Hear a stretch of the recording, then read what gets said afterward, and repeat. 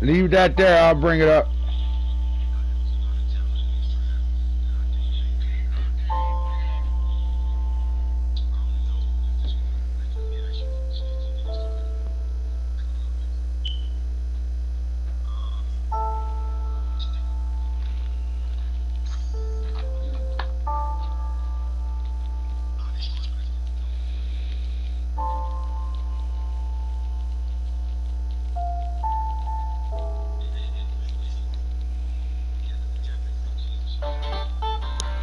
Down.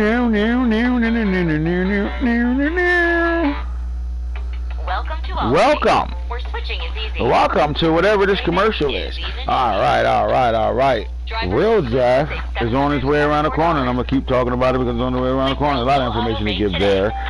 Figure that shit out in a second. I'm gonna get right back to our little theme music and shit. You know, the Ice King era. But that was episode 8. That's what Game of Thrones went to, right? The real show went to season 8, right? I think it went to season 8. Yeah. The Ice King. I ain't like how that shit ended, but whatever. We'll talk about it. We trying to. Hopefully, we gonna like how Game of Thrones end. You know what I'm talking about? Figure out who's what, when, where, and how in those situations, and we play it off, and we play when we play. All the time, we start with the Game of Thrones rankings, the top 10. We are now down to 4 undefeated teams left, 4 undefeated teams remaining. You got the Bucks on top of things, man. They look like they're doing what they did last year. Running through the league, doing their damn thing at 6-0. 300 points scored, 146 given up on a 6-game winning streak, 4 at home. And the Broncos are right back in the same position they was last year around this time, 6-0. 211 points scored, 93 given up. Giants are number 3 on the list. They are 6-0, 280 points scored, 158 given up. The New England Patriots, coached by Coach Nano, is back in the building at 7-0 right now. 7-game winning streak. And then you get to your 1-loss teams. You got the Bills at 5-1, 5-game winning streak. The Browns just took a loss, 5-1. Their undefeated streak is over. The Jaguars are back in the winning column after taking a loss the week before. They are 5-1. The Cardinals are on a 5-game winning streak since week 1, losing to the number 1 team in the league. They haven't lost another game, and they are jumped over top of those Ravens because they beat the Ravens last week. Ravens are 5-1 on their bye week. They come off their first loss to the Arizona Cardinals. The Arizona Cardinals team who has beaten them every single time they've played. 49ers are 10 right now at 4-2. Outside of the top 10, you got the Bears, the Packers, the Dolphins are 2 lost teams. Even those Cowboys are sneaking their way back up and things after a 0-2 start. They are sitting at 2 games in a row, 4-3 right now.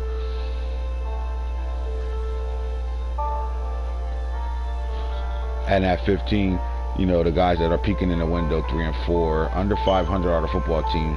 You know, took a big loss to the Giants. The Giants are flying high right now. Let's go look at the divisions real fast and see what we got going on. Browns and Ravens, 5-1 apiece. They fighting for the division right now. Looks like they're gonna come to a head-on-head collision whenever they meet up. You got the AFC South. The Jaguars are 5-1. The next team in front up is 2-4, Titans and the Colts. In the AFC East, you got 7-0 Patriots, 5-1 Bills, 4-2 Dolphins, and that's the fight right there between those 3 teams right there, man. You only got a 2-game lead, literally. You got a 2-game lead between the top team, and you got a 1-game lead between the next 2. Simple as that. AFC West, 6-0. The Broncos are doing their thing. The Raiders is trying to climb back on in the situation at 2-4. So it's Chargers 2-4. And these mighty Chiefs with Patrick Mahomes on the decline at 1-5 right now. And the NFC North, 4-2 Bears, 4-2 Packers, 2-3 Lions, 2-4 Vikings.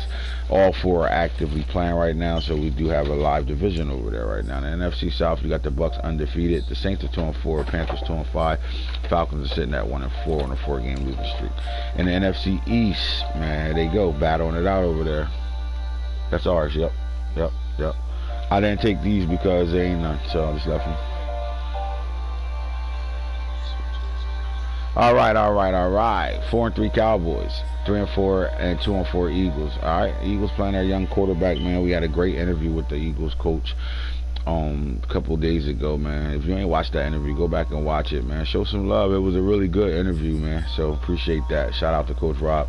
In the NFC West, you got the 5-1 Cardinals, the 4-2 49ers, and even though the Seahawks are 1-5, they're a hot Seahawks team. We've seen a big bunch of improvement going on over between the Seahawks and the Rams. Ignore the records and understand their activity is changing some of the way things are happening with those two teams. Simple as that. All right. Hey, man, I haven't done a real talk in a long time, and the fact that I got my co-host, the best co-host on any show right now. You know, even though Snake said he was, that's a debate we're gonna have too, I guess. Guns, man. What Snake talking about? Saying he the best, he the best co-host we got. That's not a debate. Ain't a debate? Nothing to talk about? Nah. Ain't on my level. Not at all. Nothing to talk about. Nah. Fuck that. Cake boys. You heard that, Cake boys? That's the attitude you need. Ain't nothing to debate. Nah, you going back downstairs at all? Yeah. Oh shit, I'm gonna give you my cup for ice, okay? After this show, we can go over. I should go for a crazy, okay? Bang, now. Alright, so fellas, I come out of the standings. And as I come out of the standings, let me give a couple of plugs out there real fast. So I posted in the chat. Most guys ignore shit like that when they see, oh shit, he asking for bread again. Here you go. But I'm telling you like this, a lot of guys already play for their spots, and there's guys outside of the league that's in my King Madden league that's paid for spots. And what happens is they're gonna better choose. They're gonna better choose Madden Franchise Junkies 3 or Real Draft 6. And in the situation of those guys that are planning on playing, you better get your dubs sent in. If not, you know, you're opening up an opportunity for somebody to come in and take your team. It's just that simple, right? And everybody that has paid, you have the receipts, and if you do got a screenshot of you sending your Real Draft spot, please send it to me again. Make it a little easier, although I can go through everything and see it myself. Those coaches all will get 60 million to start the new season to go on a Real Draft, right? So you know, it will help out with some money. Some of you guys might got bad caps, some of you guys might got good caps, and more money is better things you can do in the off seasons. Just remember this: going from Game of Thrones to Real Draft, things change in the draft class. Everything becomes real. That means real combine numbers, real Madden attributes are put to what these guys do on their pro days, combine numbers, and the things they did from high school, from Nike camps and things like that. Anything they got that's a real time on them, we put that in the league. So you're not getting, you know, the end of, you know, pretty much the end of Real Draft classes where these guys are coming out dogs, and so everybody got more superstars coming out and all that. It's about to get real now. So when you're resetting your roster, you have to take that in consideration, man. You might need that bread, because that free agency, the last free agency of Game of Thrones, should be a lit free agency. It's going to be a lot of guys going to be letting guys go. It's going to be a lot of guys ignored the fact that if you sent your dub already, you screenshot your payment already, you'll get 60 million, and those guys will be broke. They can't afford nobody. They're going to try everything in their mama to try to get me to keep their players for them, and I'm going to laugh at them. Those players are being free agency, and the Bucks going to get them. Simple as that. You know, same shit every year, right? Alright, so now those Game of Thrones players, you know, especially the younger ones, you want to better go take those guys into the Real Draft league with you, right? You want to take them into the new switchover, because those guys they can still be, you know, your veterans of your team. Those guys that are, you know, older, 28 and older, you know, you only got to feud a little bit with them. You remember, the roster you go into after this year is going to be the roster that's going to take you into the summertime, into the new disc, into Madden 23. So just be aware of that. Now, for you guys that are scared, can't win in your division, and pussies and want to go somewhere else, if there's other coaches in the league that's willing to switch teams with you, then we will allow guys to switch and move teams. You want a new start, fresh team, do something different. But you're going to need other guys that want to do that with you. So before we can get into that and how that's going to go, I have to get the 32 members first, okay? I need to figure out what 32 is going to be paid first, because if it's new guys coming in and they taking teams that, you know, guys that didn't, you know, want to play anymore, or, you know, whatever the case may be, however they moving. You know what the realm is? It's my shit. It's the 1,000 blades of Aegon's enemies. A story we agreed to tell each other over and over until we forget that it's a lie. And he the reason why that whole shit set off. Littlefoot, right? Littlefoot set that whole shit in motion. Littlefinger, yeah. He set that whole shit in motion.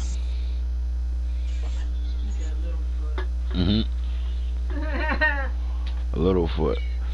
Alright, so So again, you know, we're gonna have so my when I say Madden Franchise Junkies 3, that's the 48-hour league. Right now it's called King Madden, right? But it will switch over to Madden Franchise Junkies 3, and it's exactly real draft. So the same rosters that'll come out in real draft will come out in that league. So the guys that aren't in the 24-hour league, they do have I have a 48-hour league that's ran the same. However, we have some teams available over there. If anybody's looking to play in our 48-hour league, holla at me. Just DM me if you in my league already. If not, you're not in my league, you can hit me on Instagram at Madden Franchise Junkies. Send me a message and I'll get back to you. Give you the way to get in. Now, with that being said, man, listen, you know, the real life college players, what's going to happen is they're going to be built. Eventually, I will tell you guys when y'all can start using y'all scouting points. I said by week 7 I should be ready. So tonight I will take care of the rest of the draft. However, you know, you guys, you don't have to worry about this because you won't see it until the off season anyway. But the combine numbers will change because once they do their real combines, we will put the real speed and acceleration and things that, you know, 3-cone drills and all that stuff, that strength, everything that they do. We will put the real stuff on those guys. So once I finish the rosters, you'll be able to start using your scouting points. Hopefully by the end of this advance. I mean, by tomorrow night, I'll have it done. Can M.F.J do a fresh reboot to get the updated rosters and ability? Nope. Can't use the rosters.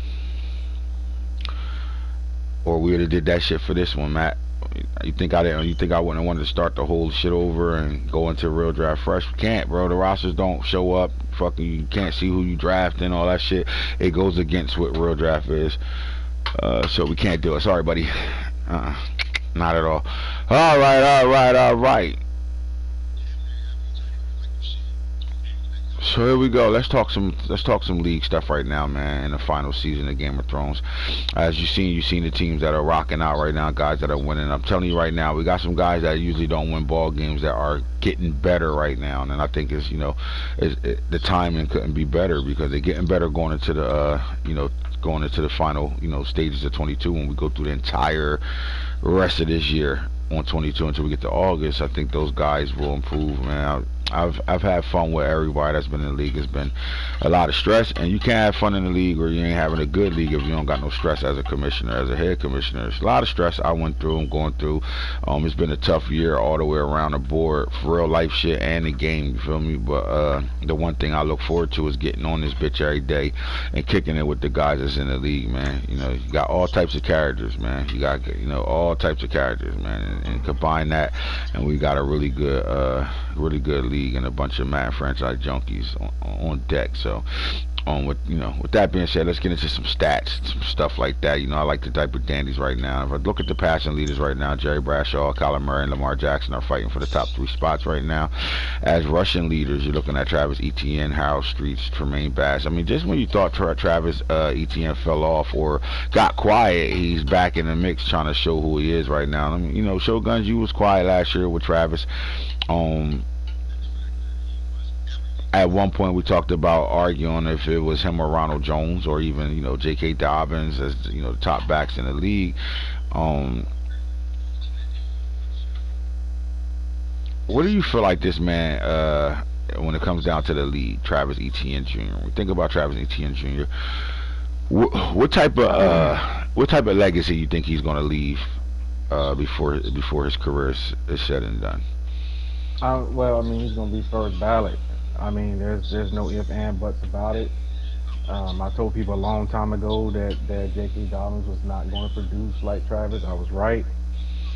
I always said that I was going to be right there with Ronald Jones. I was right. I'm already, Travis Etienne is already over 14,000 yards for his career. And we still got a whole nother disc. Man.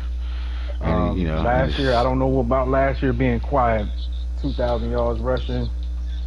It was quiet. It was quiet to me. I'll tell you why. I say it was quiet. But go ahead. And I finished second in reference to overall running back.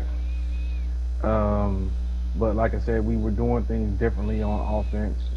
That's why I said it was quiet. That's why I said it was quiet. And we had new faces pop up, Harold Streets, Tremaine Bass. We had new faces that, had carries and yardage that kind of like, and then even Jaleel Ruggs in his rookie year. There's a couple new faces that kind of like stole the shine of a Travis Etienne and finishing second, third, first, or whatever the case may be when it comes down to the running backs. So we had new faces, and then again, what you was doing offensively, and the fact that those new guys stepped up and kind of took the top 3 spots. Now I don't know where you finished that yards wise. I just know it was a quieter Travis Etienne. Although he was still who he is, it was quieter than me. I felt like he did more in the passing game.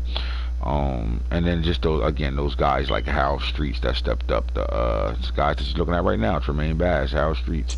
And then we can't forget about the MVP, Jaleel Ruggs. So, but go ahead, finish talking about your man because, I just want to hear what you think his legacy is. Like I said, I'm looking to just continue, going into the real draft and passing a lot of the all-time leading rushers, and I'm letting his stats, speak for itself. So, now shout out to Jaleel Ruggs. I really do think that he's gonna do great things in this league. The other guys, they're frauds. I ain't worried about them. So you call Harold Streets and Tremaine Bass frauds? Yep, frauds. Okay, so the second and third leading rushers right now in the league, 2 years in a row actually, are frauds to you. Yeah. You know what? Let's get into some stats and awards real fast. AKA come and get me. AKA come and get me. Somebody got their gun loaded today. I see you ready to fight. Oh, let's get it. We gonna debate. We gonna talk this work right now. Okay, so let's talk about this. The frauds. Yeah, shit, ice in this cup right here. Oh, you can't carry all that shit down. Want me to carry it for you? In the cup, or can I just bring it? You just bring some ice. Bring it up. It's cool. Harold Streets is in Carolina, right? Yep, North Carolina. Carolina, stand up. Take your shirt off, wave it like a helicopter. My boy McCoy, come get me, McCoy. I called your boy fraud. Come get me. Fraud, come get me. Shots fired, nigga. Come get me. I'm at home base right now. We got the home field advantage, and we sitting up high. So if you come at us, we shooting down. You shooting up, you lost. Tremaine Bass, what about him, man? I don't really know a lot about. This guy had 52 carries in a playoff game. You sure he ain't that guy now? He ain't the next man up? And he's related to one of those guys that don't have no problem giving his running back 40 carries. You don't see similarity happening right now? I do, but for that production, he has to give that guy a hell of a lot of carries. I don't. When I look at it, and I'm looking at the yardage that he has to get to produce those types of numbers, I'm not impressed. What about this guy Ezekiel Stokes, man? He's in his 3rd year. Well, he's completed 3 full football seasons. He's in his 4th season right now. This guy was a 1st round pick. He came out in the same draft as Harold Streets, Bass, and Stokes. Let me ask you, man. Those guys were all 1st round picks in that draft. It was the 2nd draft of the year in Game of Thrones, right? They had slow starts to their careers right now, but right now it seems like they starting to get, they starting to get it right now. They're starting to kick it in right now. That might be the best running back draft class that we've had. I'm telling you, because look, we're not even just talking about Streets, Bass, and Stokes. If you keep going on down, Hamlin came out of that draft class too. Who else? Where's that kid at? There you go. Jalen Hayden came out of that draft class too, and he was a 1st round pick as well in that draft class. So, I even think Hits Israel came out of that draft class, if I'm not mistaken. No, he came out 2 years ago, not 3. Who else came out? Herrera, 4 years ago. Where them guys at? Somebody on here I'm missing. I do know St. Barkley came out in that draft class. He wasn't a 1st round pick, but he came out in that draft class. We had a really good draft class of running backs that draft. But those guys are starting to make noise now, man. Like, they really starting to make noise right now. There you go. There you go, McCoy. I'm on the way. Yeah, I was away nah. for the week. Yeah, there you go. There you go. There you go. There you go. Look at McCoy trying to get the band back. Like, see how though? That's my guy. See how I said, fuck all that King Madden shit. Listen, bro. I heard somebody over there ain't playing, man. Let's go. See how? Let me find out. Anyway, all right. So man, let's get back to what we talked. Cummings and Streets went head to head yesterday. Damn, don't even get mentioned, and he had it down. Laid back year last year. Y'all gotta give us some time. This is the Travis Etienne segment right now. God damn. Niggas be like, yo man, you ain't talking about my guy yet. What the fuck? Joey Cummings is a monster, dog. Keep it 100. But go ahead, let's get back to it, man. Why Travis Etienne? Make your case right now why he's the best running back in the league. I mean, when you start looking at the consistency from day one, when you start looking at, you know, longevity is going to tell the story. You know, when you continue to see the yardage,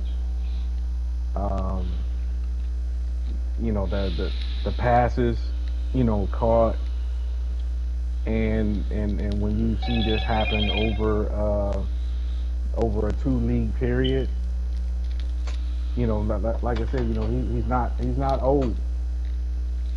He came in as a rookie, so you're right. He came in when the league started in 21 as a rookie, so he has time. You know, so he had an advantage that certain running backs didn't. You know, like your Ronald Joneses that were already, you know, in the league when the dish started. You know, just think about what he could have done if he was a rookie. You know, when the dish first started versus he was already, a couple years in. 25, 26, I think, when the dish started. Yes, sir. A couple years in. They could have done with him. Do you think it hurts his legacy though? Let's talk about Ronald Jones too for a second. The fact that he's a backup now, he still has football left. Is Ronald Jones even 30 years old yet? Yeah, he's 30. He's 30. He's 30 on the dot right now. That's why he got dropped. Yeah, he's over here for. I mean, you look at Ronald Jones. He's dropped. His abilities is going. He's a normal running back right now. What does the fact that he's still holding on, like he's on some? Do you think he's trying to collect a check right now, or you feel like he can still play in this league? That'll be the question I would ask. It depends. What team is he on? He's on the Cardinals. You know the Cardinals going free agency and pick up every fucking player they possibly could pick up. They just like Hoodie, but Hoodie play his guys. I don't put it past the Cardinals coach to be able to still get production out of him even at this age. So he played in week one. He played week one. Team, I'd be a little sketch. All right, so when we look at the running backs that that were in that conversation, if we go back to season 1 to about season 3, the Ronald Jones, the J.K. Dobbins, the Saquon Barkley's, Travis Etienne. Am I missing the back that was in that conversation? First 3 seasons. The Cowboys had Zeke rocking the first. Ezekiel Elliott too as well. When you look at those backs, right? The ones that remain, I mean, obviously Ronald Jones is the first ballot Hall of Famer, right? Ezekiel Elliott was really a 1 year or 2 year rental for the most part. His career ended fast. I know, the emergence of Joey Cummings. Just talk about the frontier of the group of backs, like that 3, like that, the backs that are remaining out of the names I just talked about: Ronald Jones, Travis Etienne, Saquon Barkley, J.K. Dobbins. Obviously, I don't even think Ezekiel's in the league anymore. Out of those names right now, Travis Etienne, would you say he did exactly what you said he was going to do? Because you did say he would be the one still there. With these guys like Saquon's honestly, it's just the luck of, because you have great coaches out there who know how to use their running back, and what it is was I was one of the few out of those groups that was able to grab a rookie right out of that class. So I'm not taking away against some of these other guys. I went in at first, but that's to push these other coaches that if you want to submit your guy, you're gonna have to come after my guy. So But a lot of that is fortune also. I'm not going to front about that. So you got, a guy like Saquon Barkley who not only, production went down for him the moment the Giants traded him. He's still in the league. He's still a star running back in this league right now. J.K. Dobbins, another guy that, J.K. Dobbins was only 1 year removed from a rookie year. So, again, you talk about J.K. Dobbins. I think, with these guys, I think Saquon was hurt the moment he was traded. He was traded to a guy that really doesn't, a team that doesn't really run a football, which was kind of confusing to me.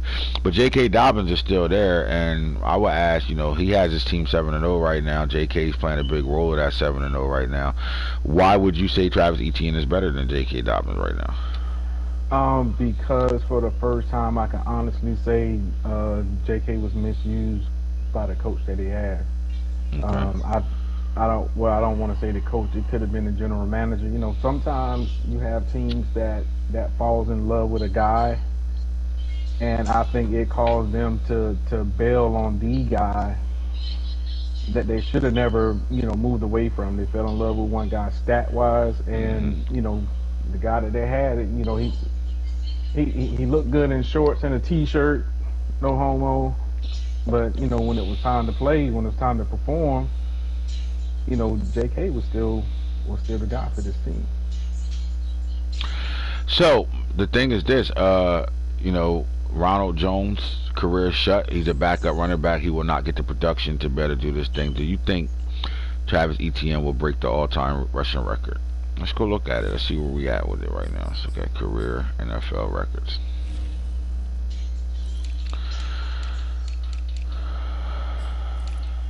All-time rushing yards in a career. Emmitt Smith, 18,355. Look how close Ronald Jones came to it. It's Emmitt, Walter Payton, Ronald Jones.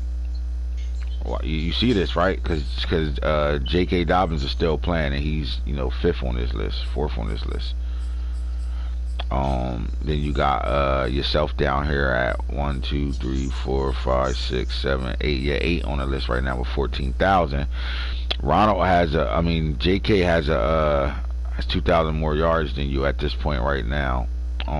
But he's in a crisis where there's another running back that I think the Patriots got stuck in drafting a first round running back and being forced to say, all right, we're not going to waste a first round draft pick. You got to get this guy going. And like you said, the last time they used J.K. Dobbins as a full, as the starting guy, the bell cow over there, they won a Super Bowl. But he is closer to Emmitt than you are right now. Do you think that, who's going to be the first to catch Emmitt Smith? Ronald Jones, I don't think could catch it because of the fact that he's not a starter anymore. I think he would have to actually play about 5 more seasons as a backup to be able to even do that as a backup. He could average 600 yards a game maybe. I don't know. I'm just trying to put it out there. I don't think he'll do it because he won't get the production. But Dobbins and Etienne are still active and starters for their teams.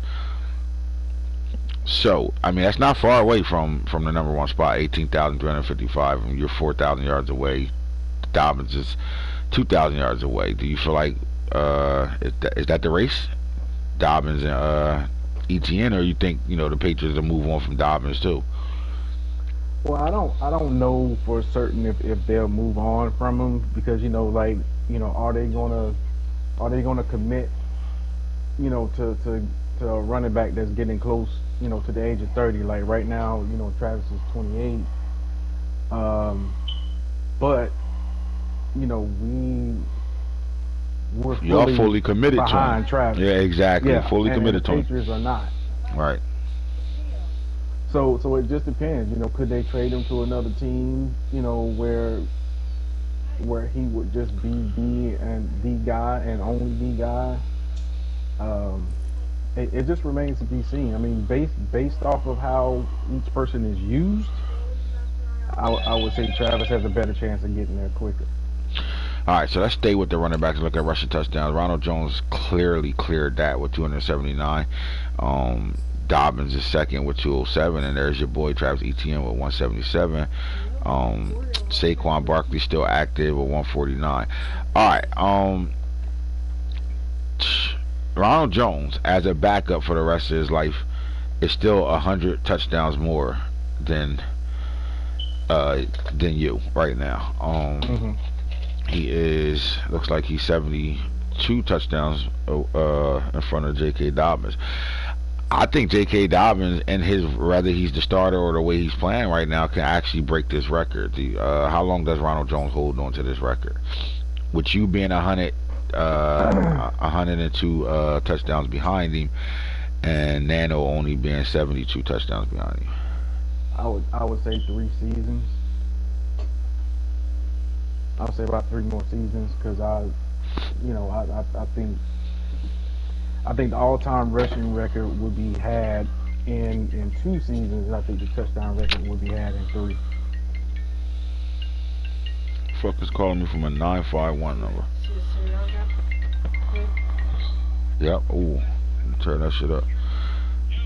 What's up, yo? Let me see. That's what the cereal milk look like? Go grab that cereal milk with her. Okay. Tell me if it look like this. Damn. They kinda do.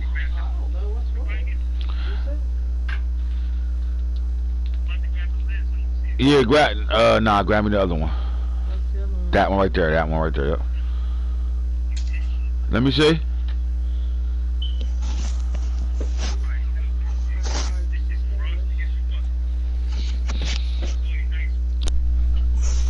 Damn, y'all ain't playing. Y'all got the whole fucking room full of that shit. Hold on, look into the camera. I'm gonna show you.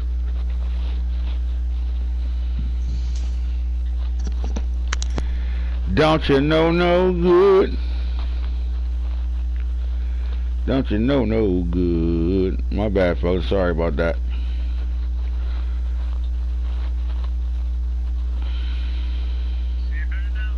Yeah, I can see it better now. Look.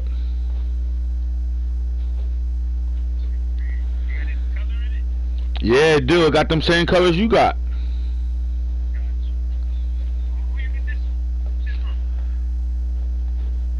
I'll tell you when I get off. I'm on a podcast show right now too, so we'll talk about it. Just look though. You see it? You see the colors? Yeah?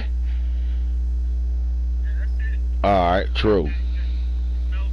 Yeah, that shit stink like some fucking dirty ass underarms. What's that called?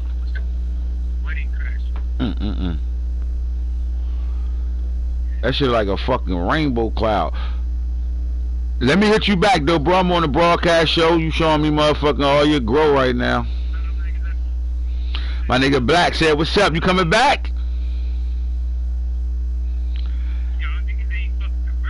Nah, we ain't convert yet. We gonna convert at in 23. Right. Damn, that shit look good as hell. It's ready to cut down? Oh God. Oh yeah, I'm hitting you up. Look at that one. What's that? Oh my God. Ha ha ha. Damn. Oh yeah, we gotta talk. I'm gonna holler at you a little later. Someone call me too. Alright, my nigga.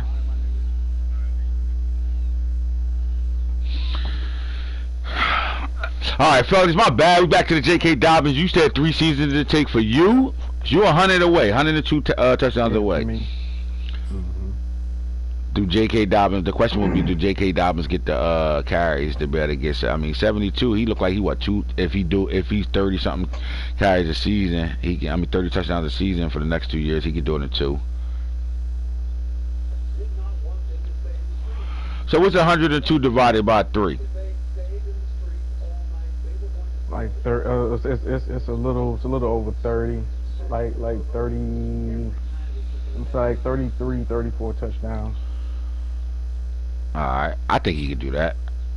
I mean, it ain't super as easy as you saying it, making it out to be, but I think he can do it though. If it ain't, all right. So I mean, all right. So let's talk about the get out of there and go back to stats right now. And let's kick it with some of these quarterbacks' guns. Hey, let's debate it a little bit. I'm not gonna go career. I'm gonna go this year. So right now, the passing leaders in the league are Jerry Bradshaw, Kyler Murray, Lamar Jackson, Justin Herbert, Dan Marino, Elijah Manning. And the reason why I stopped there because GETA Styles hasn't seemed like he's been playing games lately. So I'm not gonna let computer shit happen right now. I don't know how you can get into the playoffs and then don't play your games just the next year. I know why you're doing it. Think you're slick, but anyway, let's get to it. So like Jerry Bradshaw, guns. We've had this conversation a million times, right? And you know, Max was vivid about the fact that this guy is a system quarterback and he's just not sexy. And because of that, he doesn't view him as an elite quarterback. At this point, is it safe to say Kyler Murray is the best quarterback in the league? Yeah. I mean, this guy can run to the sideline and throw on a dime on a dot. He runs backwards 10 yards, throw off his back foot, dimes. He's the best quarterback in the league. You got. Well, I just got one request where this Jerry Bradshaw thing is concerned. Can we put a moratorium on the system quarterback thing?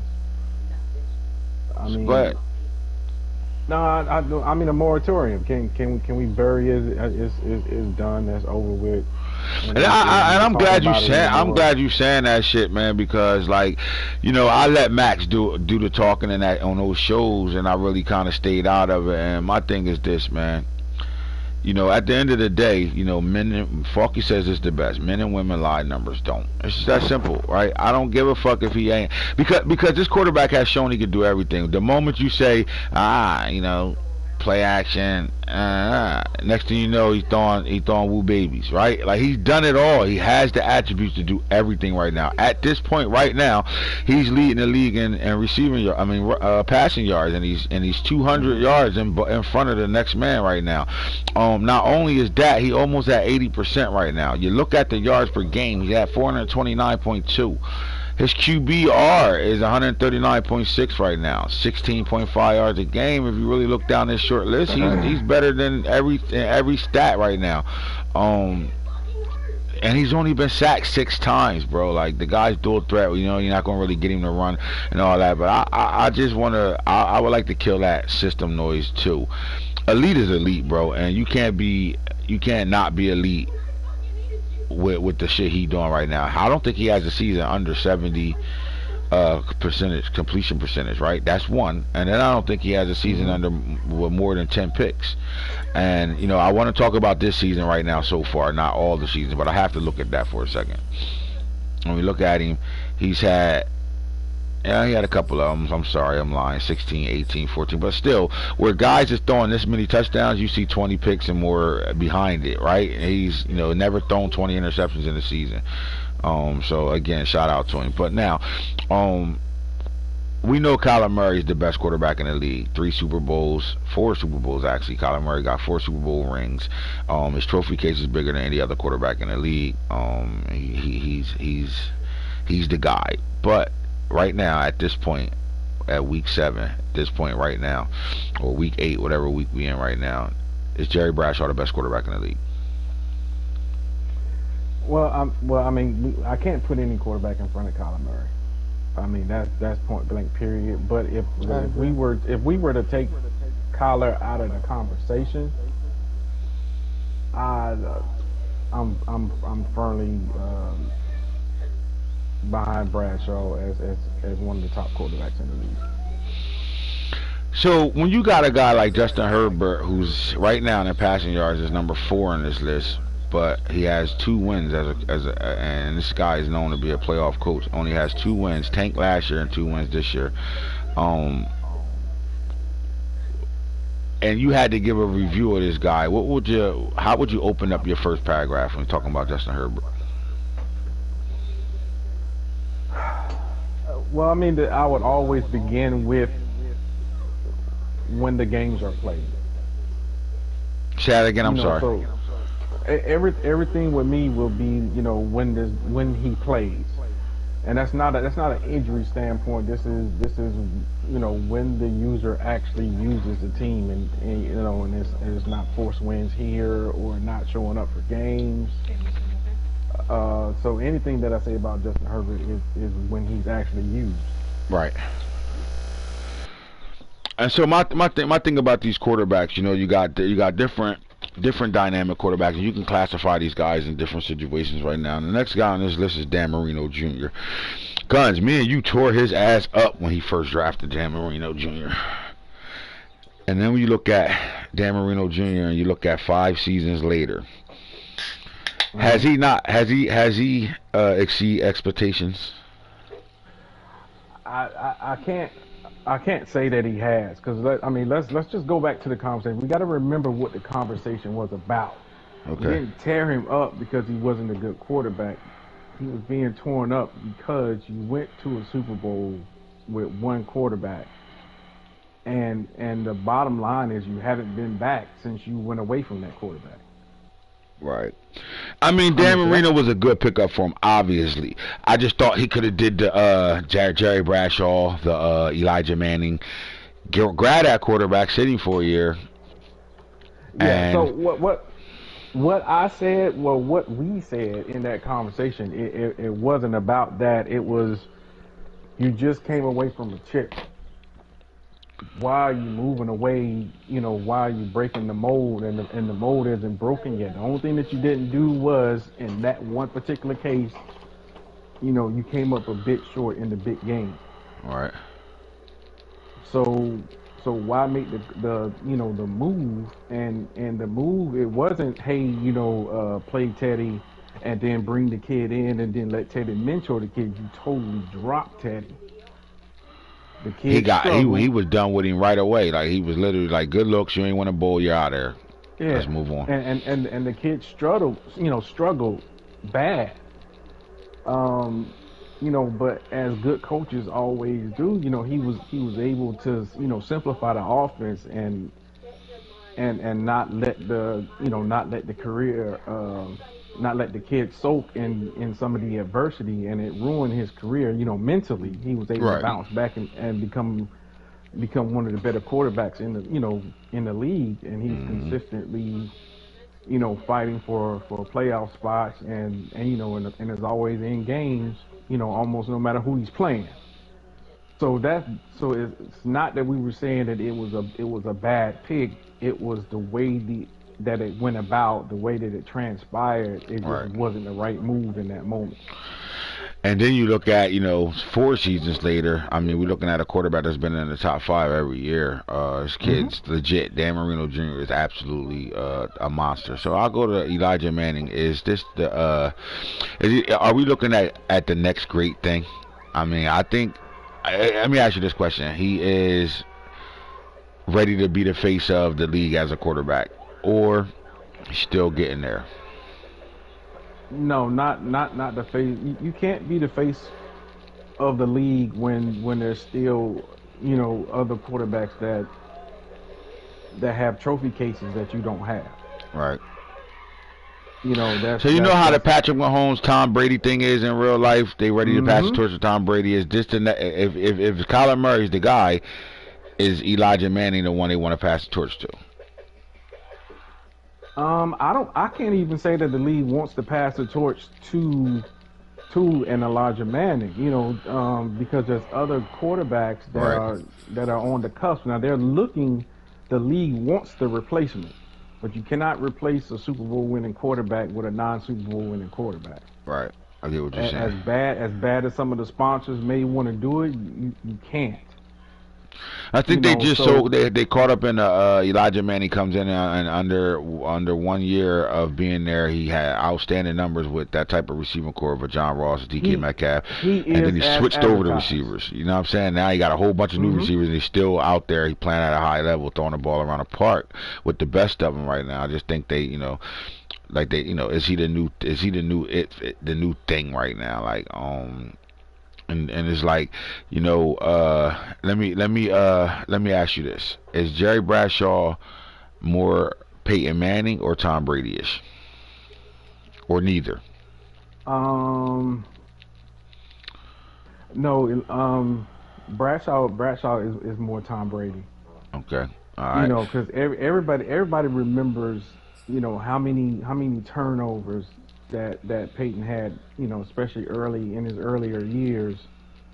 And Bradshaw is not that guy. He takes care of the football. Just even as Tom Brady as a young quarterback, he didn't have high interception years. Right.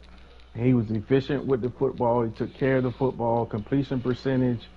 Quarterbacks aren't defined by, they're remembered, but not defined by how many yards they throw down the field. Right. You're remembered. The definition is going to be when they look you up and they see what your stats are. Right. You can be, everybody remembers Michael Vick for the runs, for the 90-yard passes just with a flick of a wrist. Mm-hmm. But when you look for the definition, you go look, you see the interceptions, you see the playoff losses, Mm-hmm. you see the news that follows. So I'm not getting caught up with, my quarterback, throws 80-yard bombs and yours, throw 10-yard outs, Mm-hmm. or quick passes that are taken to the house. At the end of the day, nobody's going to care about that. All they're looking is how many chips you won, what was your completion percentage, how many playoff appearances did you have, how many Pro Bowls did you make. Mm-hmm. So right now we're in that period where you remember when the NBA was trying to figure out who their next star was going to be. Then you had that big picture of Michael Jordan. Then you had the Penny Hardaways, the Grant Hills, Mm-hmm. you had all those guys that were on the smaller print around him, and they're looking for the next MJ. Right. All right. When you look at these quarterbacks, look at guys that are throwing touchdowns right now. And it goes with Lamar Jackson at 32, Kyler Murray at 31, Bradshaw third with 27, Elijah Manning with 22. Then there's Braden Stanton. Let's talk about Stanton for a second. This guy had one of the craziest playoff runs, end of the season runs last year. And to me, he's following it up right now. 5-1 right now with his team, 20 touchdowns, 12 interceptions, 67% on the season right now. What do you say about a Braden Stanton, man? He stuck with him. They drafted a quarterback that had an opportunity to really come in and really take that job, and Stanton kept the job, man. And it seems like their number one overall pick in their first draft as the Browns for the Browns organization was the tight end Wheatley, and between the quarterback Stanton and Wheatley, they found a rhythm out here, and this team is playing at a high level. This coach has absolutely put his system in play in Cleveland. We saw a totally different Cleveland team from seasons 1 to 3 than we are seeing right now. In the latter, end of the season of Game of Thrones, the guy has this team. I always call him like the West Coast guy, Bill Walsh style of offense, and exactly that. And this team really plays that way right now. And they're doing a great job with Nick Chubb, and that's in that West Coast offense as well. Even though he's getting up there in age. But Braden Stanton, man, can he walk in the league amongst the big boys? Can he step with the big boys in the league at the quarterback position? Absolutely. What this team did was they were going through a transition period. They brought in a new staff, new coach, and I don't see anything wrong with if you have a guy and you draft another guy to either light a fire, create the quarterback competition, or light a fire, in that guy that's in front. Like, look, we got somebody waiting if you don't step your game up. For sure. So what the Browns did was I see they found a balance of not just passing the ball as the previous staff was doing, rolling out, waiting on, delay here, passes there, just always looking for ooh babies or deep passes to, they went back to the fundamental Cleveland Brown football, a balance of a run attack. They added a dynamic playmaker, number 1 overall draft pick that has, lived up to his draft status. Mm-hmm. And after redshirt in the year, they found balance. A lot of balance right now. Where this team is playing. I mean, they're putting up points too. This team is playing at a high level right now. Braden's out here playing right now. Let's talk about head down there in Washington, the Commandos, and let's talk about Doolittle, man. So If you was asked to explain a Doolittle, explain it. How do you talk about a quarterback named like Doolittle? Got a great defense and a fucking nothing but arsenal, a whole arsenal on offense. This guy is sitting in one of the best situations possible. He has one of the better teams on the game. So talk about Doolittle. Well, actually, in this one particular case, I don't mind how Doolittle is being used in this offense, because what I see is I'm seeing a head coach that knows that he has one of the best defenses in the league, and he wants his offense to put pressure on people, and if they are unsuccessful or if there's a turnover, he has a defense that he believes is going to hold and make up for any mistakes that the offense has made. So he has an offensive mind where there's zero fear, because if something happens, their defense can stop anybody. Having such a good defense like that, I think the quarterback takes a lot more gambles because he feel like his defense could bail him out. And I think that's the reason why you see that up and down situation. Win a lot of games in the beginning, and then down the ladder, things get a little tougher because games get tougher, and the way guys are playing, they're playing for their playoff lives, get a little tougher. You can't make those mistakes. How can Lamar Jackson take his team from last in the league last year in passing yards to first in touchdowns right now and in the top 5 as a passer?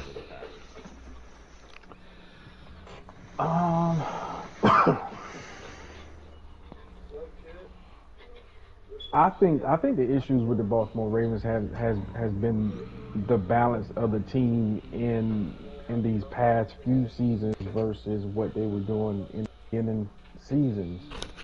I don't know if they got overly excited about the passing game and the numbers that they were putting up, and forgot that they had one of the best backs in the league, and really didn't flow.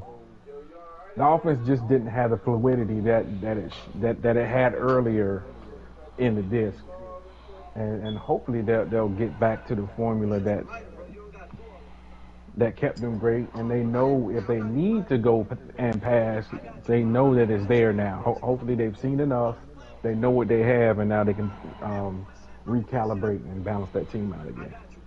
Yeah, I mean, they coming out of games, man, where you're not seeing, KC, they got the backfield. Lamar probably leading the team in rushing yards at this point right now too. I think they just all in with Lamar, and they seem to forget about their, the weapon that they have, that at one point in his young career we was talking about possibly could be the best running back in the league, and then the production went down where he's not really touching the football. Do also think that they just, they traded Hollywood, they traded Rashad Bateman, they did get rid of that receiving core and had to reset it, start over. Although on paper they got dogs there, if they didn't have a guy that they trusted as their number one, and it took you back to real life Baltimore. As good as Hollywood was he a true number one? You know what I'm saying? Like, and that's how we was playing where we don't have a true number one, and then all of a sudden it shows right back up. Let's get to these running backs for a second, and I just want, as we go through names, Travis Etienne, we talked about Harold Streets. If you had to write up an article on Harold Streets right now, what's the conversation? Harold Streets is as advertised. I didn't see a drafted running back outside of when Ruggs went to the Bucks. The next time that I saw a running back that was drafted that just went to the most perfect situation, it was Harold Streets going to Carolina. So nothing of what Harold Streets is doing is surprising me at all. This is exactly what I was thinking it was going to happen. The only thing that I worried about was what was going to be the transition to where McCaffrey was concerned. How long would it take for them to? I think they transitioned perfect. Yep, I think they did it. They did it the right way too. They took their time with it. Yeah, when you pick 13 as a running back, you're expected to come right in and be the day one starter, and this team didn't do that. They worked McCaffrey for the first year of his rookie career, and then the next year they worked both of them, and then they made the transition to Harold Streets, and you've seen the numbers and what's going on since then. I mean, there's nothing wrong with the offense saying, hey, you know what? We're going to come out here, we're going to run the ball 40 times today. But 20 of them carries is going to go to one running back, 20 is going to go to another, or however you want to do the split. Right. But they still committed to these are how many carries that our backfield is going to get. And just like you said, Harold Streets progressed, and then next thing you know, they said, okay, it's time. Right. This is kind of what New England should have done earlier, where J.K. Dobbins was concerned. Stokes. Yeah. Yeah, and I Stokes. agree. So the next running back came out of that same draft class, and he was actually picked number 3 or number 7 overall in this draft. He has 1 Pro Bowl appearance in 2026, which was last year, Offensive Player of the Year, and 26 he was the best running back. Now he's been in the league 3 years. At the end of this season will be 4 years, so he's working on his 4th year right now. His first couple of seasons, let's say his first 3 seasons, for him to be a top 10 pick, he was non-existent. I think we could blame that on coaching, not the player. A coach comes in, sees what type of player they have, and they put him to work. And the moment they put the 6'1", 230-pound frame running back to work, we started to see what he's really about. At this point right now, he's 800 carries, 5.59 touchdowns, average 133.3 yards a game. The 28 broken tackles is very impressive to me right now for this back. But now that they got a coach that understands what they drafted, this is not a coach that came in and said, we want our own players. This player was their player, and they're using him a hell of a lot, and they're using him the right way right now. So again, I'll ask you the same question we asked for Harold Streets. How do you write? What's your story write up on a Tremaine Bass?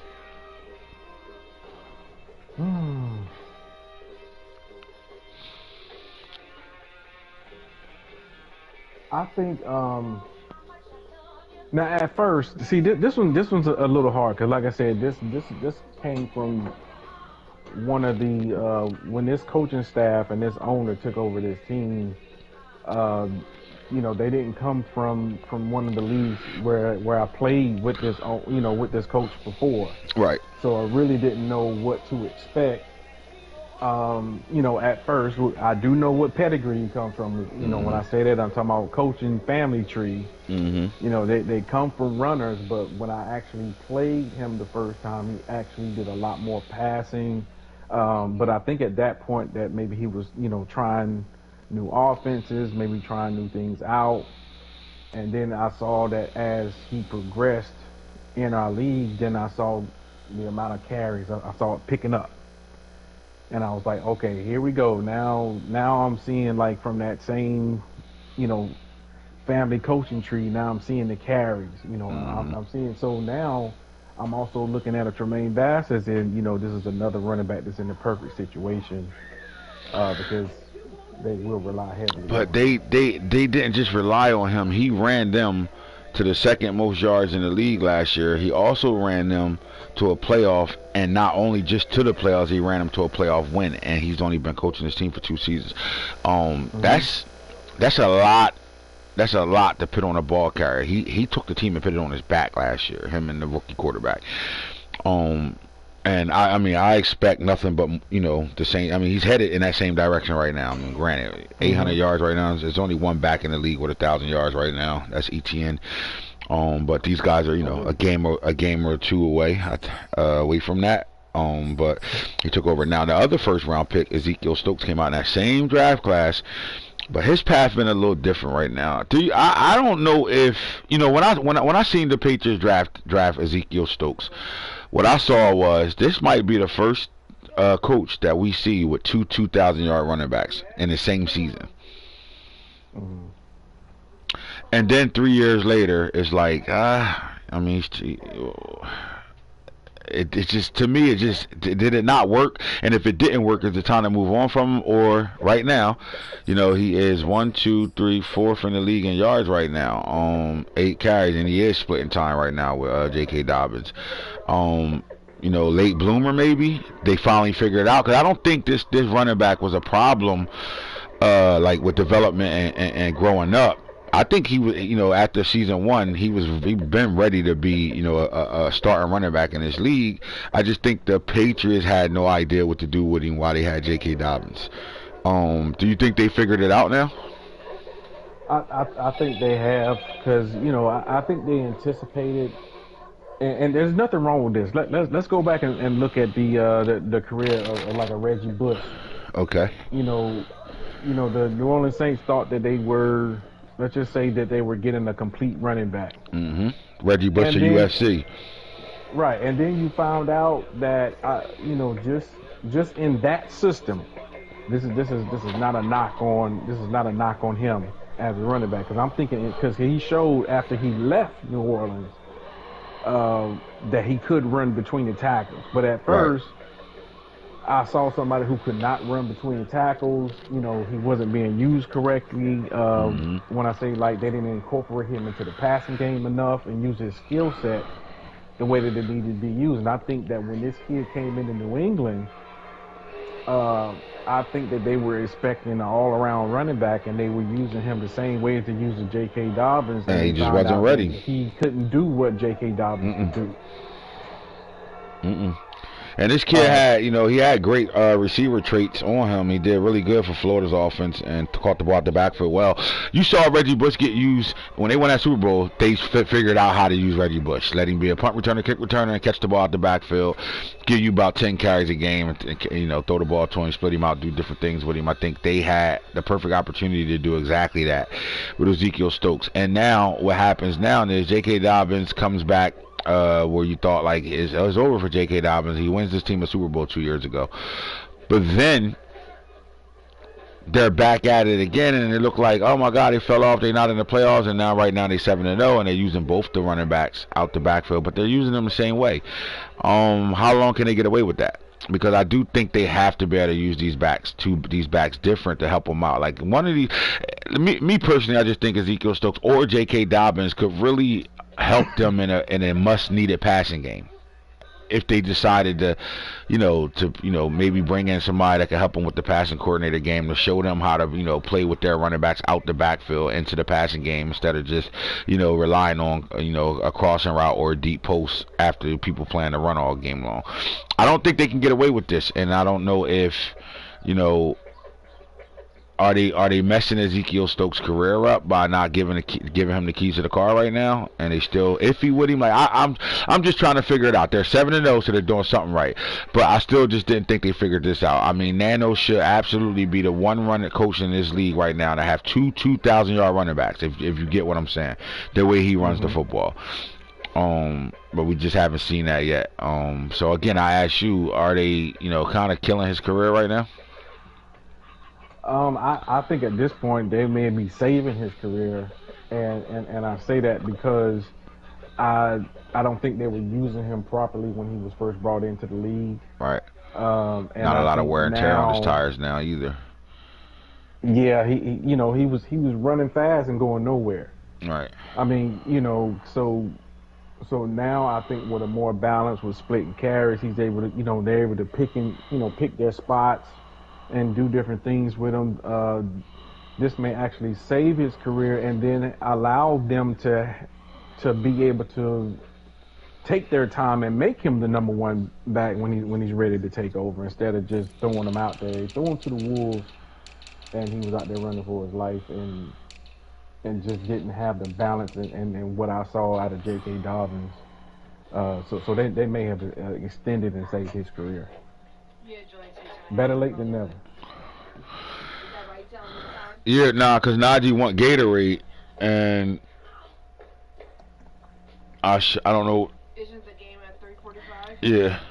So we're taking Gatorade. All right, we'll go right to the game. All right, cool. All right.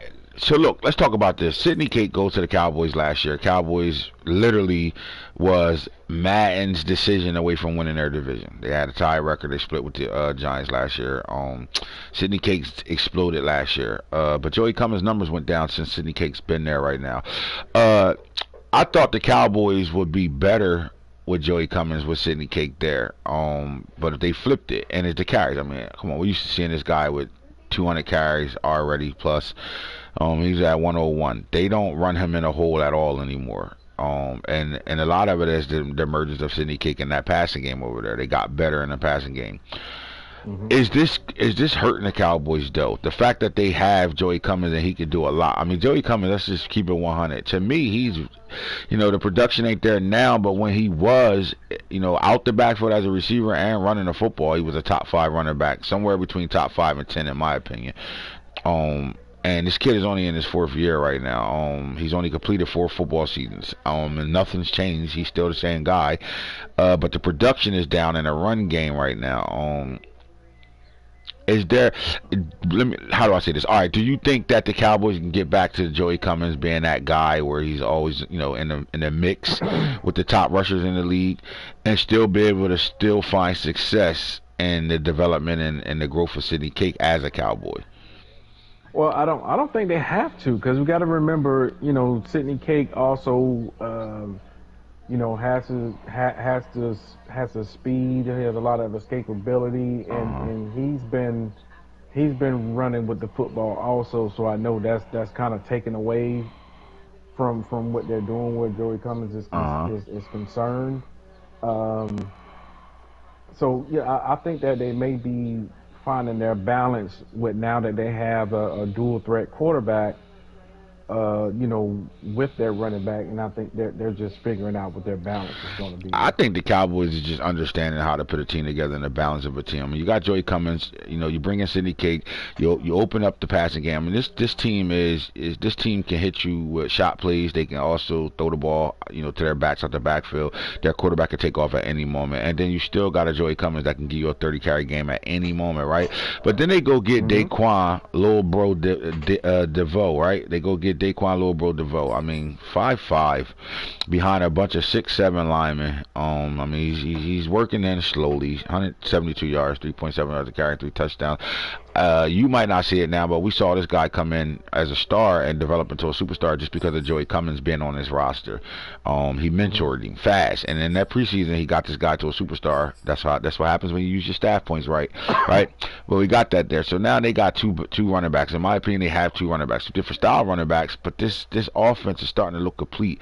And just when you say that, they go get rid of an Oskino Ishmael in the passing game. I mean, is Hardman still on this team right now? He is. Owens is here, the tight end. I mean, they are loaded, but they got rid of one of their best playmakers at receiver.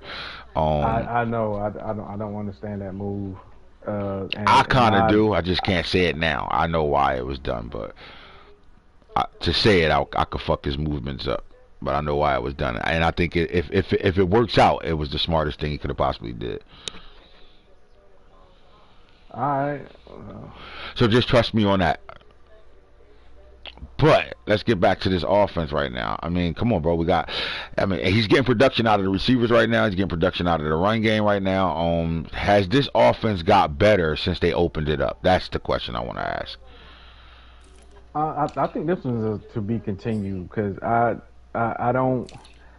think it's unfair to try to look at a complete label on a team that just turned the keys over to a new quarterback. I like to give them at least 2 seasons to kind of feel things out. They're in an exciting direction. All right. Now this is just me taking your word for it, because to me I looked at that recent trade as a step back. But I'll just reserve that for however, how things turn out in the future. So it's really hard for me to evaluate, because I really put a negative on that recent trade. So. Right. I mean, he got rid of 3 dogs actually for a big corner, and I like the cornerback move. In my opinion, I understand the cornerback move when you're dealing with guys like Sir Cannon over there and Plexico 6'5" and above.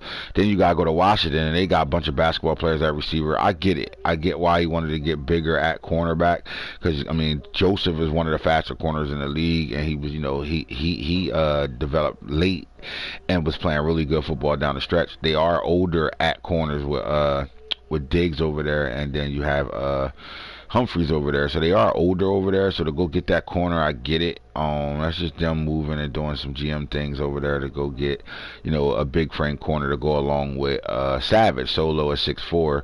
They bring another 6'3" corner in the building. Now they got guys that can line up with those guys on the outside with the Giants and the Washington football team. I get that, but what you gave up to get that, it takes its course on what happens in the off season. Do you better swindle that thing into some shit that you need to get the things that I know that he's looking to get? At the end of the day, weapons is everything. If you get that weapon X type player and you could do multiple things with that guy, things change. Guys got him. Eli Berry over there on the Vikings roster. Anthony Adams for the Ravens. Those type of guys that can move around.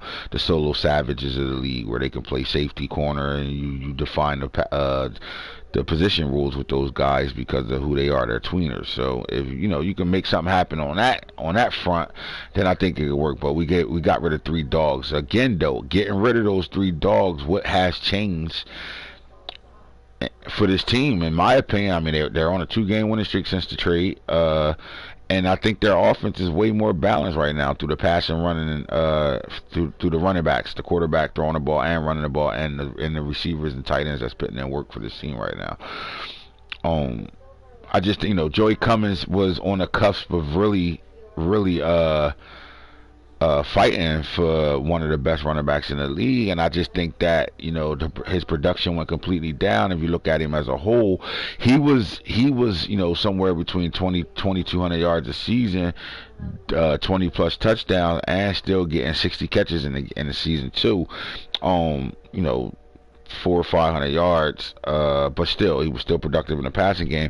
So really, the numbers are cut in half everywhere. He's still a dog, but like, my question is, we're not going to call Joey Cummins one of the better running backs right now. It just doesn't have the production. He's not doing anything for us to see that anymore. But is that a good thing for this team? That might be the better thing that they don't have. I mean, their runs into the playoffs was always a strong run game all game long, and then playing good defense because they're not turning the ball over on offense. They're just running you to death. To them being able to move, Right. Spread it out a little bit, move around, throw the ball, not really rely on that type of ball shit football offense, and really opened it up some, and still got into the playoffs, still doing their thing right now. I just think they opened it up a little bit more. That's all I'm saying. I agree. Personally, I like the way that I don't mind because everybody knows that in the past, like, hey, you want to stop the Jaguars, you got to stop Travis. Mm-hmm. So I don't mind a quieter year from a running back if the offense is trying to expand and do better things around them to where they're not totally dependent on one guy. So I kind of look at his situation the same as mine. I don't mind. You go back, you look at Trevor, like, man, interceptions was up. I mean, but interceptions are high because we're trying new things. I'm constantly practicing. Trying to find new things. So if this coach is taking that same route, I don't see anything wrong with that route. Because everybody know that Joey Cummins is still one of the more dangerous running backs in the league. So for his production to be down, but they're trying to expand the offense to give a Cummins more opportunity, I'm all for it. All right, let's talk about your team for a second. Jaguars trade Trevor Lawrence, a quarterback that's been in the playoffs all 6 seasons, has won 1 playoff, so he's 1-5 in the playoffs, right? And was like on the upside kind of with this team, and then he all of a sudden he gets traded to the Philadelphia Eagles, and he's a backup now, a guy that's a playoff quarterback that's on the roster right now, who's a backup right now. And then in the process of that, you seen explain why you saw the Eagles draft King Sanchez the year before, then they come out and they draft Anthony Hood, the golden child.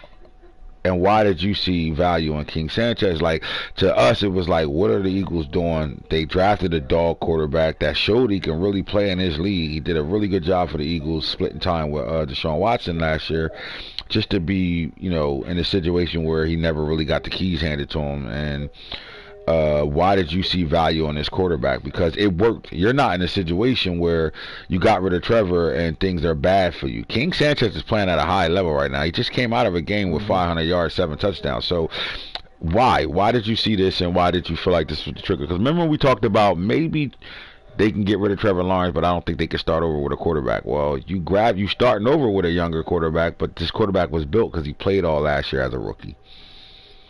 Well, we as an organization, we saw a opportunity for a reverse effect of how our franchise started this disc. And when I say that, I'm saying, we had Trevor Lawrence, but we had the emergence of Travis Etienne. So Travis was able to carry the franchise on his shoulders, and I don't want to say in spite of Trevor, but we had Trevor. So now we have an opportunity where now we can go ahead and sneak in a younger quarterback, with all-star running back, that's in his prime, and and we saw a team draft, like you said, back-to-back, first-round quarterbacks in consecutive years. So it causes us an opportunity that, could it be a mentor that's needed for whichever quarterback doesn't, they're not going to go with, and it gives us an opportunity to put a quarterback in a system where we're not quarterback dependent, but we're trying to elevate our, so we can move him at a slower pace. And he has somebody behind him that he can trust. We got veteran wide receivers on the team, so we just had a good situation. Had the perfect roster, and then you're in a situation where you're playing such good football, and the rest of your division isn't right now. That makes that transition that much easier too, in my opinion too. So this was a perfect situation. This is great GMing right here. Really good GMing right now, because you go into the future in real draft, you got your quarterback. Like, you don't, if you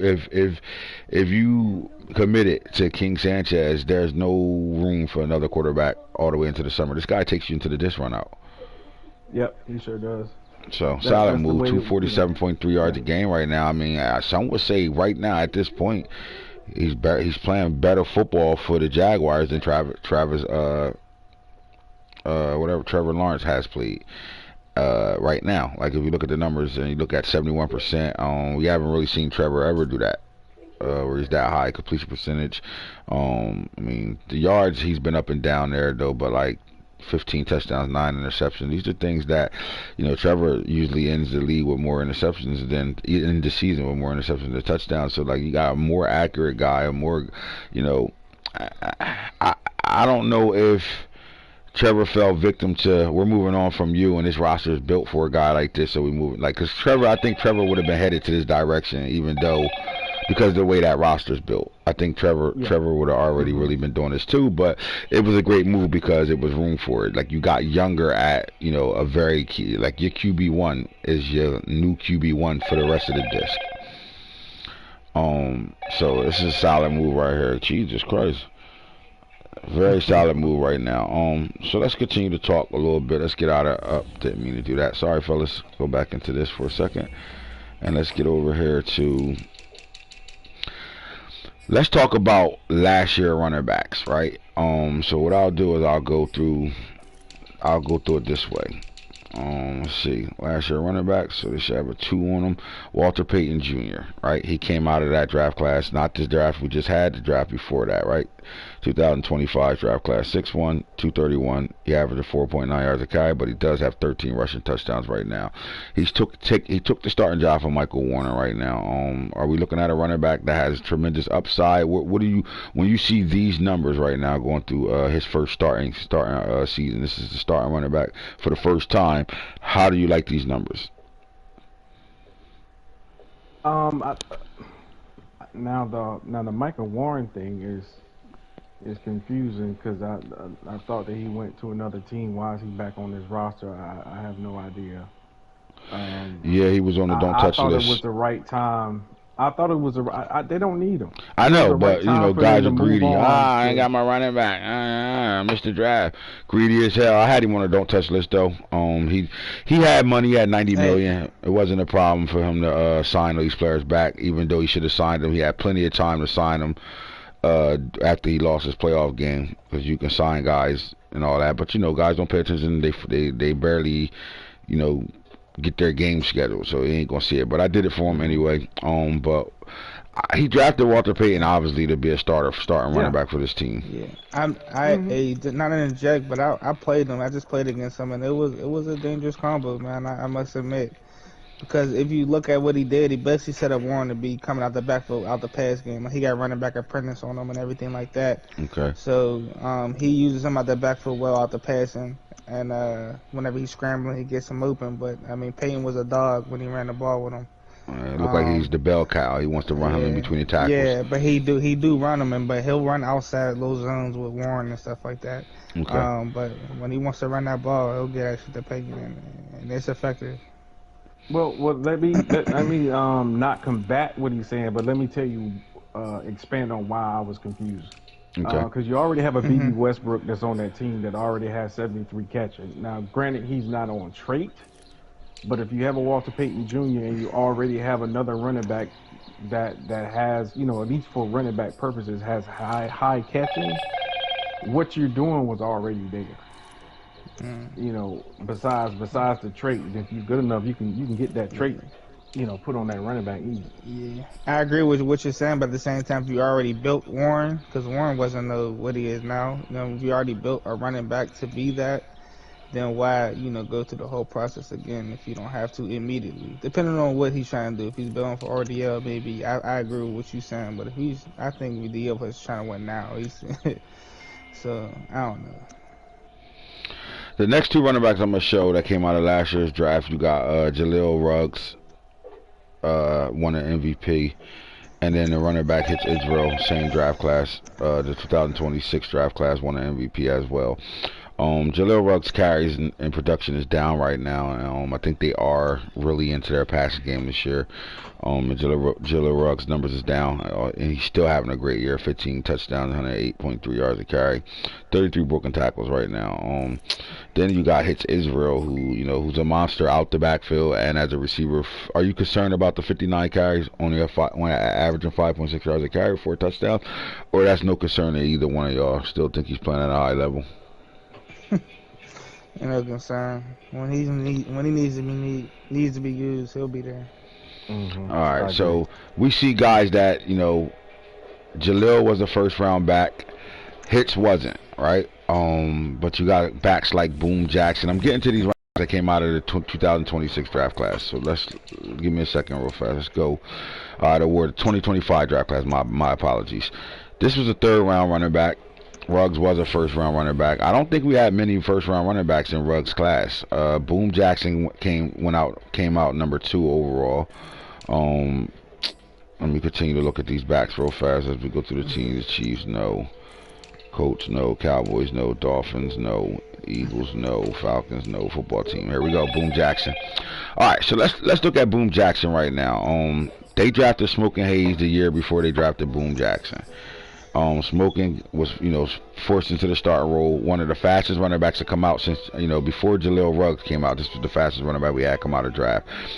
It was Hits Israel, Walter Payton, and Smoking Hayes all came out that had 96 speed. I think Walter Payton was 96 speed, 90 XL. The rest of them was 96, 96. So we had some burners come out. This was the fastest running back class we had until Jaleel Ruggs came out. And then this last draft class we just had flying at the running backs were flying in this draft class too. But this was the speed back year. But we talk about Smoking Hayes and then Boom Jackson. What you saw with Boom Jackson, I mean, the moment you saw him in the draft, are we looking at a slow progression with him right now, do we feel like coming off his rookie year now? Let's look at what he did in his rookie year. The type of running back this guy is. I mean, he's a monster, and then he's 95 speed, 95 XL coming out of the draft. He did rush for 1,000 yards last year, 15 touchdowns, 4.9. He's up to 5.3 yards to carry right now, only 1 touchdown. What would you say about this back? Guns, do you think that maybe he's being wasted, or we've yet to see him really do what he gonna do in this league? Like, is it gonna be great potential coming up, or is he being wasted at this point right now for the number 2 overall pick? Just let you know that Guns had to take a phone call quick. Okay, Step all on right. the phone for a second. All right, well, I asked you that same question. No, I think that he's slow rolling them. Honestly, I think my priority in that, if I would have got a running back like that, with the team that he already has, is to get Boone Jackson rolling and rolling fast. Right. He developed almost everywhere on that team. To build him into a complete dog will just make your team. I mean, my thing is, we should have saw 400 carries on this guy, and here's why. Like you said, your team is built. I get it. You know what I'm saying? And, sometimes guys don't have the patience for this though. But like, imagine getting him to that 330, 400 carries in the season right now. You get him to that. What happens the following year with a running back like this that comes off of a rookie year into a second year? You know, as a rookie, the line don't block the same. You got to really create your yards. But he had the body frame and the power and a break tackle, all the stuff you needed to be able to get around your line not blocking at a high level for you was on this running back. This back should have been a 20 to 30 carry back a game. And I think if that happened, the football team don't miss the playoffs. That's first. At some point, he has to go to this running back like that. I think this running back should not have been drafted if he's not going to have 25 touches. And I'm talking about handoffs, fuck passing game. 25 touches a game. I think you're not doing him any service because you have possibly the most scariest running back in the league with the features he has and the attributes he has. He could be the most scariest running back in the league. I mean, this guy should always lead the league in broken tackles. There's so much you could do with this running back, and I just think the football team hasn't really seen it yet. Like, they haven't seen the fact that you drafted the number 2 overall for a fucking reason.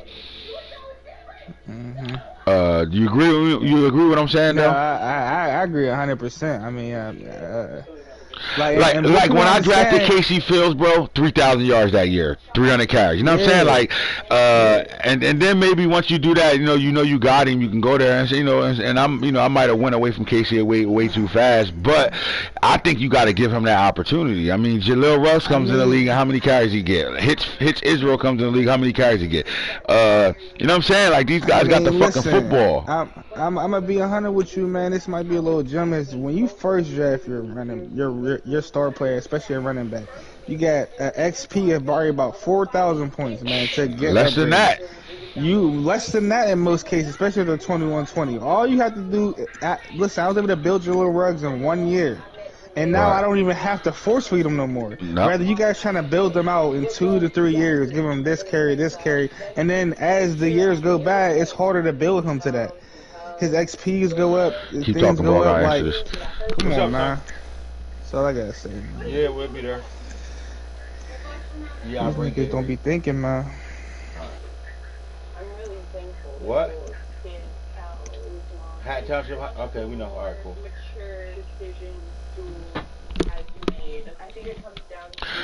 Man, you hit it on the button, bro. I'll be honest with you. I just, but look, you know what the good thing about this situation? It's still not too late. That's the one thing with guys. It's still not too late. Even with the Ezekiel Stokes Nano situation, it's still not too late. These guys aren't past their prime and not like that. Their careers ain't even really start yet, so it's really not too late at all. You got. I mean, it's things. And like me personally, I'm giving this guy the ball now, and I'm gonna hang my hat on this running back because at 6'3", 245 pounds, that guy. I mean, everything about this guy screams special. And you picked him what? Top number 10, 2 overall. Top 5? Number 2 overall. That's number another 2 thing. overall. You invest in him like that. You move up in the draft to get him. And then don't feed him after that? I mean, I don't get it. Man, he gotta be a 2,000-yard back. Look at the arms on this guy and the legs on this guy. He gotta be a 2,000-yard back. I think it's coming. Cause the moment he do that with him, do you know what he could do with the 97 speed, 98 speed smoking haze? When you got a back like this that can just lean on guys all game long. Do you understand It's what the other back ridiculous. going to better do? And you know what? And they're built to throw the football. They got, and they're actually, they have the weapons to throw the football, but this team is really built to run the ball at you. They got a dual threat quarterback that can kill you with his feet. They got two different style running backs. Because look, this kid has 96 speed, 97 excel. He went from 95 to 96 97 in 1 year, right? But he's he's 95 and above in all the major categories you need to be above in. We're not just talking about a guy that could break tackles at a 97, that could truck you at 95, that could stiff arm you at 91. We're also talking about a guy that got 96 juke, 92 spin, 94 change of direction, 94 ball vision, 85 strength. He's a monster, and he comes out the backfield and does all that very well. Catching 75, short route 80, catching traffic 85, special catch 85. I mean, this is might have been this is the flat out could have been the #1 pick of that draft. That flat out. I know Kadeem came out in that draft. Kadeem Wagner said the same thing about him defensively. But these was one of the two best players in the draft. Like if you had a top 5 in that first draft, even though Jalil came out of it, but Jalil was a speed guy that got built into that guy. This guy was already ready to go. 3 games and he's a 90 overall. That type of guy. You know what I'm saying? And I just think that the Commanders are. They're not too far away from being able to go ahead and do what they got to do with this guy, but until they commit to a 25 carry, because I just think it opens up everything else. Like when you can't stop a guy that can, because you think about it, you know how hard it is to stop freight train running backs as it is. Imagine this guy leaning forward for 4 yards a pop. It's ridiculous. Imagine on his third 10-yard carry, he's on fire, and you could just run dives with him, and he ain't getting tackled in the backfield. And the moment Derrick Henry with a 4.340. Yeah, with a 4.340 flat out. Derrick Henry up 4.340, low 4.32, high 4.29 type shit. Like, and just high. He has everything that he needs to be that guy, and he can throw the ball to him out the backfield. So your running backs are interchangeable. You can go from the power back with speed and got the elusiveness to be able to do anything he want, run you over, run through you, run past you, to another guy that has that can run in between tackles but can run by anybody, hit a home run from anywhere on the field. Your backfield is crazy over here, and I just think the football team, Commanders, they need to see this and flat out start to play the games that way, where they're just giving this guy the fucking football. Simple as that. Alright, we're going to close the show down right now, man. Here's the Franchise Guru. Shout out for Craig helping out at the end of this bit, Show Guns. Real Jazz, always that conversation situation, but you see my shit chipping right now. Son got a basketball game, got to get to it. Other than that, we'll holler at y'all on a late night. Now remember this, the first 8 games played, I'm giving out a gift for it. I'm on a bye week. Make it happen, fellas. What the fuck's going on? Holla at us.